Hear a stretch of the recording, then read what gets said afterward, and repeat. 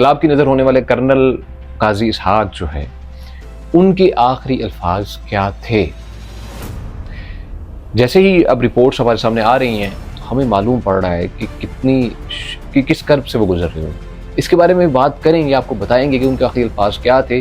لیکن پہلے آپ کو بتاتے چلیں کہ ریٹائرڈ کرنل تھے جن کی گزشتہ 3 روز پہلے 22 جولائی کو بروز سوموار اپنی بیٹی کو ڈراپ کرنے کے لیے مین گیٹ کی طرف جا رہے تھے، تو اس دوران ان کی گاڑی نظر ہوئی، اپنے سیلاب کی نظر ہو گئی. ان کی لاش برآمد ہو چکی ہے. جو سرچ آپریشن جاری تھا اس میں کامیابی 3 روز بعد ملی ہے. مطلب جمعرات کی شام 4:30 بجے کے قریب لاش ملی ہے.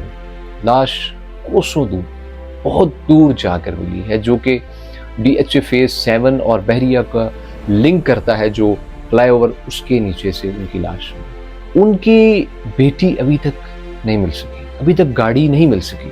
صرف اور صرف ایک بونٹ ملا تھا اور ایک سائڈ ڈور ملا تھا، اس کے علاوہ کچھ بھی نہیں مل سکا.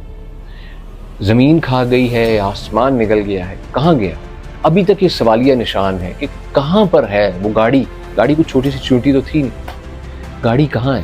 ان کی بیٹی کا بھی ابھی تک سراغ نہیں لگا ہے. آخری الفاظ ان کے کیا تھے؟ اپنی بیٹی کو کال کر کے انہوں نے کہا ہم ڈوب رہے ہیں.